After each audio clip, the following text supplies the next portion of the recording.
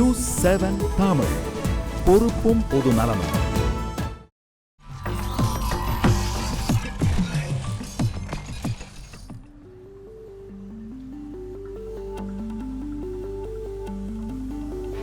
Arise TMT வழங்கும் கேள்வி நேரம் நிகழ்ச்சிக்காக உங்கள் அனைவரையும் அன்போடு வரவேற்கிறேன். இன்றைய கேள்வி நேரம் நிகழ்ச்சியில் நம்ம என்ன தலைப்பில் விவாதிக்க போகிறோம் பார்க்கலாம். இன்றைக்கு நம்ம விவாதத்திற்காக எடுத்துக்கொண்டிருக்கக்கூடிய தலைப்பு என்பது நிலம் கையகப்படுத்தக்கூடிய மசோதா. இது பாராளுமன்றங்களில் மோடி அரசால் அமல்படுத்தப்பட்டிருக்கிறது, நிறைவேற்றப்பட்டிருக்கிறது. நிலம் கையகப்படுத்துகிற மசோதா குறித்து பல்வேறு விதமான விவாதங்கள் நடந்து கொண்டிருந்தாலும் கூட தமிழ்நாட்டில் இந்த நிலம் கையகப்படுத்துகிற மசோதா என்பது இன்னொரு தன்மையை அடைந்திருக்கிறது. நிலம் கையகப்படுத்துகிற மசோதாவை பாராளுமன்றத்தில் அமல்படுத்திய போது பல்வேறு கட்சிகள் எதிர்ப்பு தெரிவித்தன. மோடியினுடைய கூட்டணி கட்சியாக இருக்கக்கூடிய சிவசேனா அரசு கூட எதிர்ப்பு தெரிவித்திருந்தாலும் கூட அனைத்திந்திய அண்ணா திராவிட முன்னேற்ற கழகம் இந்த மசோதாவிற்கு ஆதரவை தெரிவித்திருக்கிறது. இந்த இடத்தில்தான் இந்த விவாதமே நம்ம நடத்த வேண்டியிருக்கிறது. காரணம், திராவிட முன்னேற்ற கழகத்தினுடைய தலைவர் அனைத்திந்திய அண்ணா திராவிட முன்னேற்ற கழகத்தினுடைய இந்த ஆதரவு என்பது அரசியல் உள்நோக்கம் கொண்டது, அரசியல் காரணங்களுக்காகத்தான் இந்த ஆதரவை அவர்கள் தெரிவித்திருக்கிறார்கள் அப்படின்ற ஒரு விவாத பொருளை, ஒரு விவாதத்தை தமிழக அரசியல் களத்தில் ஏற்படுத்தியிருக்கிறார். நாம் இது குறித்து விவாதிக்க வேண்டியிருக்கிறது. அனைத்திந்திய அண்ணா திராவிட முன்னேற்ற கழகத்தினுடைய நிலம் கையகப்படுத்தக்கூடிய இந்த மசோதாவிற்கான ஆதரவு என்பது அரசியல் உள்நோக்கமுடையதா? விவாதிக்கலாம். இது பற்றி விவாதிப்பதற்காக நம்முடைய அரங்கத்திற்கு வருகை தந்திருக்கக்கூடிய கருத்துரையாளர்களை உங்களுக்கு நான் அறிமுகம் செய்கிறேன். முதலாவதாக திரு மணியரசன், தமிழ் தேசிய பேரியக்கத்திலிருந்து. வணக்கம் திரு மணியரசன். திரு ஆவடிக்குமார் அவர்கள், அனைத்திந்திய அண்ணா திராவிட முன்னேற்ற கழகம். வணக்கம் திரு ஆவடிக்குமார். திரு வைத்தியலிங்கம், திராவிட முன்னேற்ற கழகத்திலிருந்து. வணக்கம் திரு வைத்தியலிங்கம். அது மட்டுமில்லாமல் நம்மோடு பாரதிய ஜனதா கட்சியிலிருந்து திரு எஸ்ஆர் சேகர் அவர்களும் நம்மோடு இணைய இருக்கிறார். வணக்கம் திரு எஸ்ஆர் சேகர். நம்ம நிகழ்ச்சிக்குள் போகலாம். நான் 3 கருத்துரையாளர்களுக்கும் சொல்ல விரும்புவது, உங்களுக்கான நேரத்தை நீங்கள் முழுவதுமாக பயன்படுத்திக் கொள்ளலாம். உங்களுக்கான பேப்பரும் நாங்கள் வச்சிருக்கிறேன். அடுத்தவருக்குள்ள இடைமறித்து அவர்களுடைய கருத்துக்கு நீங்கள் தீங்கு செய்திட வேண்டாம். உங்களுடைய நேரத்தில் உங்களுடைய கருத்தை பதிவு செய்யலாம். அப்படிதான் இந்த நிகழ்ச்சியை நம்ம நடத்திட்டு இருக்கிறோம். திரு வைத்தியலிங்கம், உங்களிடமிருந்து தான் நான் இந்த கேள்வியை கேட்க வேண்டும். நிலம் கையகப்படுத்துகிற மசோதாவிற்கு அனைத்து இந்திய அண்ணா திராவிட முன்னேற்ற கழகம் ஒரு ஆதரவை வழங்குறாங்க. இப்படி ஒரு ஆதரவு என்பது நாடாளுமன்றத்திற்குள் இருக்கக்கூடிய ஒரு அரசியல் நகர்வாகத்தான் பார்க்க வேண்டியிருக்கிறது. ஆனால் திராவிட முன்னேற்ற கழகம் என்பது இந்த நாடாளுமன்றத்தை தாண்டி இதற்கு ஒரு உள்நோக்கம் கற்பிக்கிறீங்க. ஜனநாயகத்தினுடைய இன்னொரு தூணாக இருக்கக்கூடிய நீதிமன்றத்தோடு இந்த அரசியல் நகர்வை முடிச்சு போடுறது சரியான பார்வை தானா? மிகச்சரியான உண்மையை கலைஞர் தோலுரித்து காட்டியிருக்கிறார். அனைத்து இந்திய அண்ணா திராவிட முன்னேற்ற கழகத்தினுடைய இந்த நிலைப்பாடு புதியது என்பதுதான் இதற்கு காரணம். ஏன்னால் இவர்கள்தான் இதே மசோதாவிற்கு முன்பு எதிர்த்து வாக்களித்தார்கள்.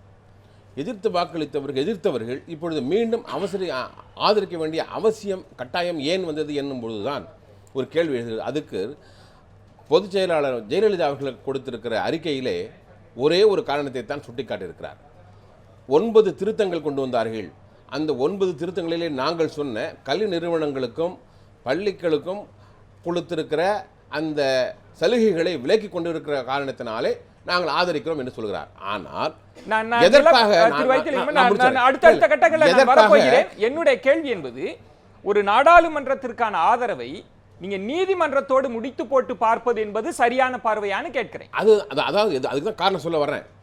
அந்த நிலைப்பாடு எதிர்த்து வாக்களித்ததுக்கு பிறகு மீண்டும் எதிர்கட்சிகள் எல்லாம் ஒன்று சேர்ந்து அந்த கூட்டணி கட்சிகளை எதிர்த்து, அந்த சிவசேனா, அகாலிதளம் உள்பட்ட அந்த என்டிஏ ஆதரவு கட்சிகளை எதிர்த்த நிலையில், அது மற்றும் குறிப்பாக இது விவசாயிகளுக்கு எதிரானது, விவசாயிகளுடைய சம்மதத்தை பெறாமல் கையகப்படுத்துகிற உரிமையை அரசு எடுத்துக்கொண்டிருக்கிற பொழுது அங்கே விவசாயிகளுடைய நலன் முற்றிலும் புறக்கணிக்கப்படுகிறது என்ற நிலை, அந்த குற்றச்சாட்டு இருக்கும் பொழுது அந்த குற்றச்சாட்டுக்கு பதில் சொல்லாமல் ஏதோ ஒரு சாயத்தை தேடி பிடித்து காரணம் அந்த நேரம் தான். அந்த நேரம் என்பது அந்த சொத்து குவிப்பு வழக்கினுடைய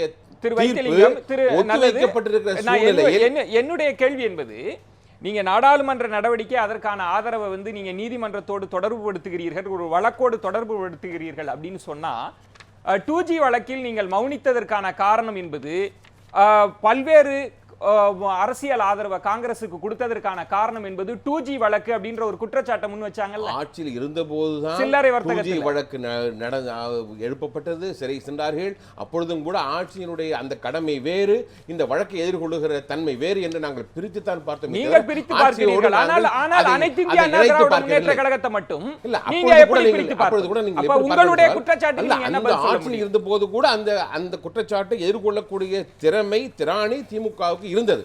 ஆனால் இவர்கள் ஏதோ ஒன்றை எதிர்பார்த்து அல்லது ஏதோ ஒரு சுயநல ஆதாயத்திற்காகத்தான் இந்த நிலைப்பாட்டை மாற்றிக் கொண்டிருக்கிறார்கள் என்ற அச்சத்தை, பயத்தை விவசாயிகள் மத்தியிலே இவர்கள் இந்த நிலைப்பாடு மாற்று நிலைப்பாடு உருவாக்கி இருக்கிறது என்பதை திரு ஆவடிக்குமார், இதை இரண்டையுமே நீங்க ஒப்பிடலாம். ஏன்னா நீங்க 2G வழக்கு இருக்கிற போது காங்கிரசுக்கான இவர்களினுடைய மௌனத்தை கள்ள மௌனமாக நீங்களும் விமர்சித்திருக்கிறீர்கள்.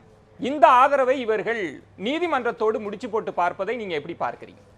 இல்லை, நான் முதல்ல இந்த இன்றைக்கு மசோதா கொண்டு வரப்பட்டிருக்கின்ற மசோதா என்பது 2013 இந்த நாட்டில் காங்கிரஸ் திமுக ஆட்சி இருந்த காலத்தில் உருவாக்கப்பட்ட சட்டத்தினுடைய திருத்தம். இது இன்றைக்கு புதுசாக ஒரு மசோதா கொண்டு வந்து புதிய சட்டம் கொண்டு வரல.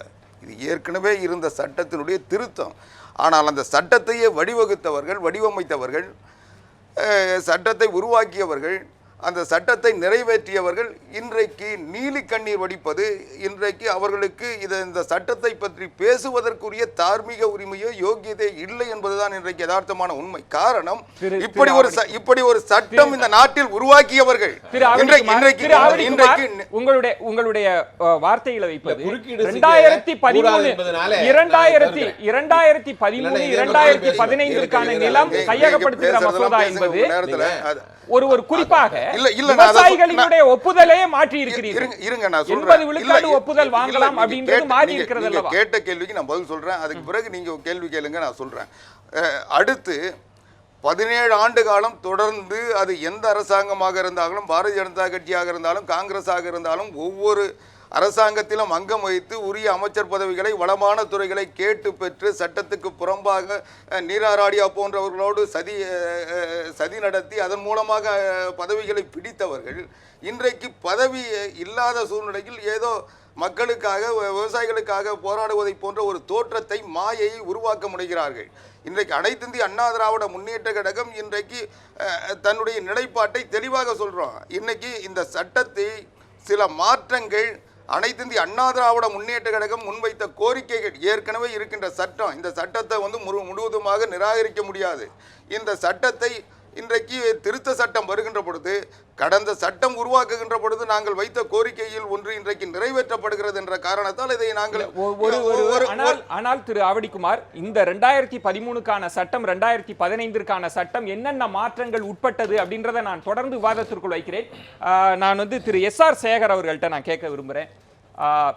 திரு SR சேகர், நீங்க நிலம் கையகப்படுத்துகிற மசோதா சார்ந்து நீங்க வேறு விதமான விமர்சனங்களை எதிர்கொண்டிருக்கிற போது தமிழ்நாட்டில் வேறொரு பாதைக்கு இது போயிருக்கிறது. இந்த ஆதரவு என்பதே இன்னொரு உள்நோக்கம் கொண்டது அப்படின்ற திராவிட முன்னேற்ற கழகத்தினுடைய பார்வையை நீங்க எப்படி பார்க்கிறீங்க? உங்களுக்கான ஆதரவு இல்லை, முதல்ல அண்ணா திராவிட முன்னேற்ற கழகம் எங்களுக்கு அண்ணா திராவிட முன்னேற்ற கழகத்தினுடைய தம்பித்துறைக்கு நாங்கள் பாராளுமன்றத்தினுடைய துணை சபாநாயகர் பொறுப்பை எதிர்க்கட்சி என்ற முறையிலே தந்திருக்கிறோம். ஒன்று.